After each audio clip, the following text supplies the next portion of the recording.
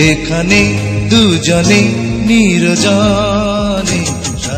মাত্র ২৪ বছর বয়সে চলে যাওয়া এক নক্ষত্র, যার উপস্থিতি আজও ঢাকায় চলচ্চিত্রে অনুভব করি আমরা।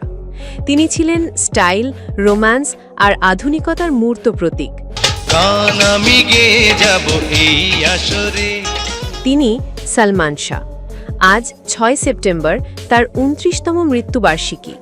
বাংলা চলচ্চিত্রের এই অমর নায়ককে জানাই আমাদের গভীর শ্রদ্ধা। ১৯৯৩ সালে কেয়ামত থেকে কেয়ামত দিয়ে যাত্রা শুরু করা সালমান শাহ মাত্র ৪ বছরে দিয়ে গেছেন ২৭টি সিনেমা। প্রতিটি সিনেমাই সুপারহিট, প্রতিটি চরিত্রেই ছিল তার নতুন রূপ, নতুন জাদু। প্রেম, প্রীতি আর ভালোবাসা। মাথায় ব্যান্ডানা, চোখে সানগ্লাস, কালো চুলে মায়াবী হাসি আর দুর্দান্ত স্টাইল। এই স্টাইলই বাংলা সিনেমায় এনেছিল এক নতুন বিপ্লব। যেখানে সালমান সেখানেই ফ্যাশন, যেখানে সালমান সেখানেই নতুন প্রজন্মের স্বপ্ন। ১৯৯৬ সালের এই দিনেই হঠাৎ নিভে যায় এই উজ্জ্বল তারকা। তার মৃত্যু আজও এক রহস্য। কেউ বলেন আত্মহত্যা, আবার কেউ বলেন এটি ছিল একটি নির্মম পরিকল্পিত হত্যাকাণ্ড। আজ ২৯ বছর পেরিয়েও সেই উত্তর অধরাই রয়ে গেছে। আজকের ঢালিউডের শীর্ষ নায়ক শাকিব খানও শ্রদ্ধা জানিয়েছেন সালমান শাহকে।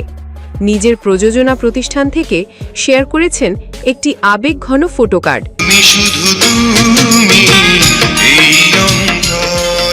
আর তিনি লিখেছেন, যেখানেই থাকুন আপনার আত্মার শান্তি কামনা করছি। শাকিব খানের সেই পোস্টে যেমন ছিল ভালোবাসা, ঠিক তেমনি হাজারো ভক্তের চোখেও আবার একবার জল এসে গেল। কারণ সালমান শাহ শুধু একজন নায়ক ছিলেন না, তিনি ছিলেন স্বপ্ন, ছিলেন আবেগ, ছিলেন এক যুগের অনুপ্রেরণা। সালমান শাহ নেই, কিন্তু তার সৃষ্টি আছে, তার স্টাইল আছে, তার প্রভাব আজও বেঁচে আছে প্রতিটি সিনেমাপ্রেমীর হৃদয়ে।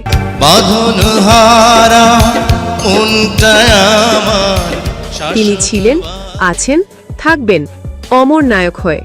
আপনিও যদি সালমান শাহকে ভালোবাসতেন তাহলে এই ভিডিওটি শেয়ার করুন, কমেন্টে লিখুন সালমান শাহ আমাদের হৃদয়ে চিরজীবী। আর বাংলা চলচ্চিত্রের স্মরণীয় মুহূর্ত পেতে চ্যানেলটি সাবস্ক্রাইব করতে ভুলবেন না। ধন্যবাদ।